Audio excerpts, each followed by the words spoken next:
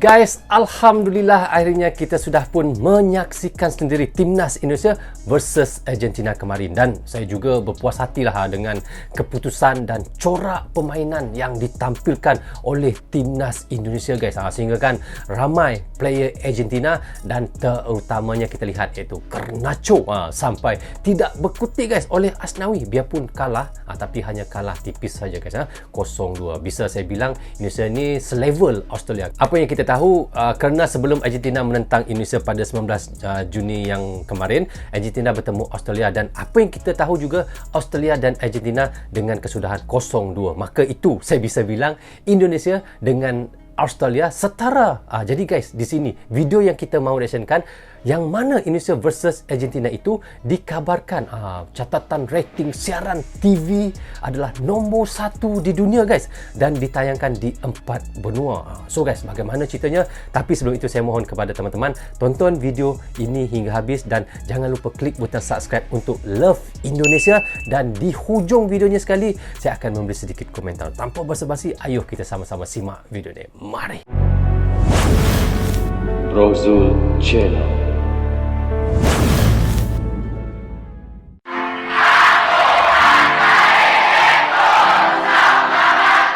Oh, penuh stadionnya guys. Wah.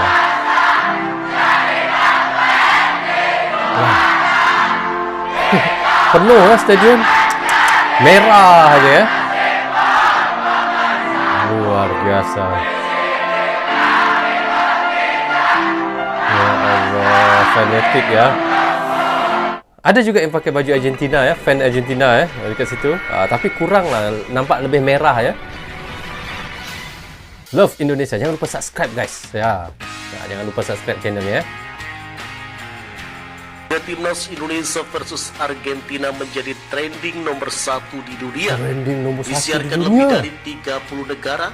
Siaran Indonesia versus Argentina, Israel, Rusia, Amerika, Jerman, dan barisan Amerika Latin. Wow. Semua negara kini mengenal Timnas Indonesia. Ya. Namun seperti biasa, sebelum lanjut menonton video ini, tolong ringankan jari Anda untuk menekan tombol subscribe, like, dan nyalakan lonceng notifikasinya.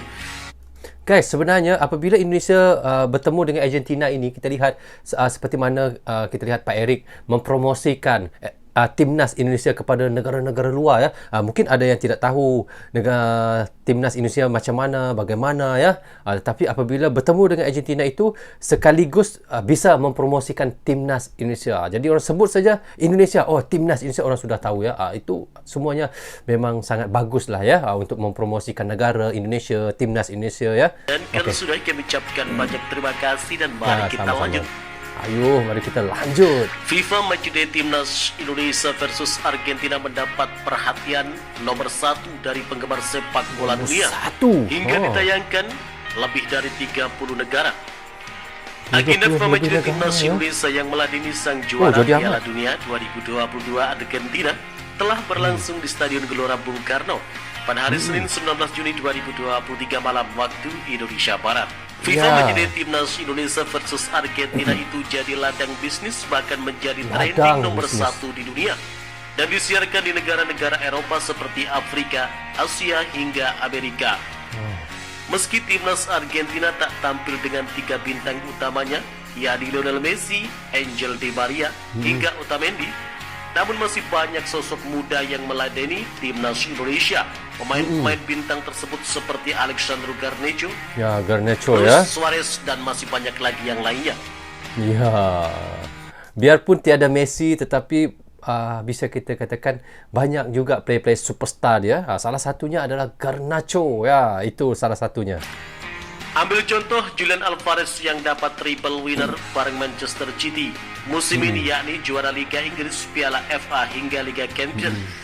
Lengkap sudah pencapaian Julian Alvarez, pemain berusia 23 tahun itu, setelah sebelumnya membawa Argentina juara Piala Dunia Qatar 2022. Ya. Namun sayang disayang, pada saat menghadapi Timnas Indonesia, pergerakan Julian Alvarez tak terlihat sama sekali. Pergerakannya harus tertutup dan mati karena diblok oleh Asnawi Mangko Alam dan Marcelino Ferdinand. Dikawal ketat ya guys ya. Timnas Argentina juga memboyong pemain lainnya seperti Paredes, Cuti Romero, bintang baru Alejandro Garnacho, hingga Rodrigo de Paul yang duduk saja di bangku cadangan.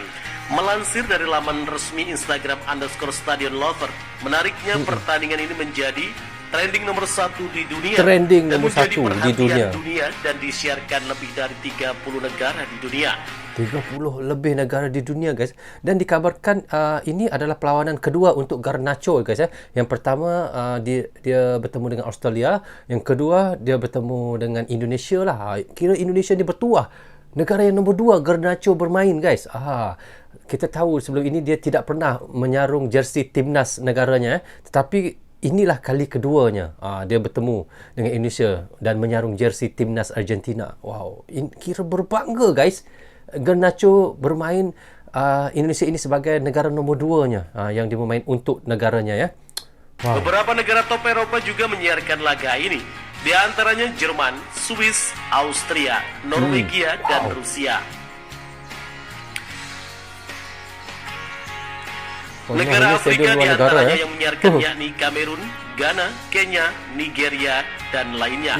Sementara di Asia, pun ada, ya? Arab Saudi turut menyiarkan, diikuti beberapa negara Asia Tenggara seperti Filipina dan Brunei Darussalam. Ya, sebenarnya lupa Mimin mungkin tidak tahu juga, di Malaysia pun ada tayangan secara langsungnya, guys. Saya menonton Argentina dengan Indonesia itu di TV rancangan TV Malaysia, guys. Malaysia pun ada mengambil untuk siaran langsungnya acara laga Indonesia dengan Argentina itu. Paling banyak broadcaster asal benua Amerika menayangkan di Amerika Serikat, Chili, Venezuela, Peru, dan lain-lainnya. Ada pula Israel yang merupakan negara yang ditolak kedatangannya di Indonesia saat Piala Dunia U20 Israel pun ada, ya? Akhirnya diselenggarakan di Argentina. Kini timnas Indonesia semakin mendunia dan semakin disegani di kancah Asia bahkan internasional. Selamat untuk timnas Indonesia. Bagaimana menurut kalian? Jika suka dengan video ini, nantikan video kami selanjutnya dan salam olahraga. Salam olahraga. Oke, guys, seperti yang kita semua sudah tahu, ya, dan apa yang kita sudah reactionkan tadi, alhamdulillah akhirnya kita sudah pun menyaksikan sendiri timnas Indonesia versus Argentina kemarin, dan saya juga berpuas hati, guys, dengan keputusan dan corak ataupun cara permainan yang ditampilkan oleh timnas Indonesia, sehingga kan kita lihat ramai player-player Argentina sendiri, dan terutamanya kita lihat Garnacho, ya, sampai tidak berkutik oleh Asnawi, guys. Biarpun kalah, tapi kita tahu kalahnya hanya tipis saja, 0 berbalas 2. Bisa saya bilang Indonesia ini bisa saya katakan selevel jugalah dengan Australia, kerana sebelum Argentina menentang Indonesia pada 19 Juni kemarin, Argentina bertemu dengan Australia dulu, guys, dan apa yang kita tahu, Argentina dengan kesudahan 0-2 dengan Australia. Maka itu saya bilang Indonesia dan Australia itu adalah setara, kerana Argentina bisa mengalahkan 0-2 juga.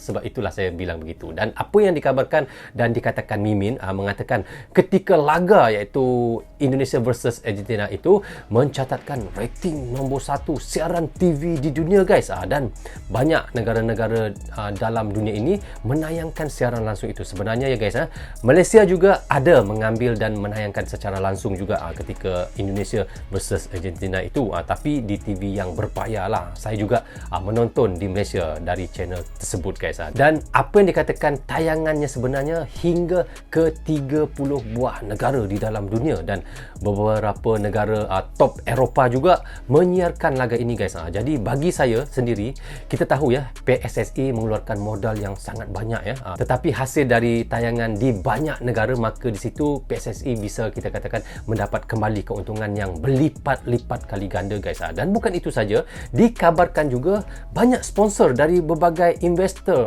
termasuk sekali dari tambang emas terbesar di dunia, iaitu dari tambang Grasberg, guys. Kita tahu. So sebenarnya bukan PSSI rugi mendatangkan tim Argentina ke Indonesia, malahan apa yang kita lihat berlipat kali ganda keuntungan PSSI perolehi ketika itu. Jadi kerana itu saya dengar dikabarkan lagi Pak Eric mahu mendatangkan lagi tim-tim yang besar dari Eropah untuk uji coba bersama Timnas Indonesia lagi selepas ini, guys. Wow, memang luar biasa dan beruntunglah Timnas Indonesia.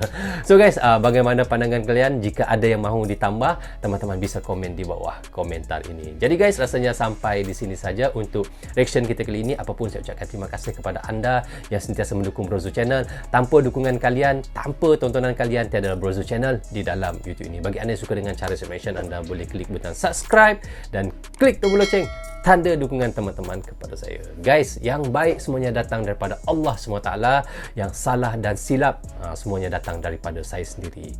So, Assalamualaikum, goodbye, bye-bye.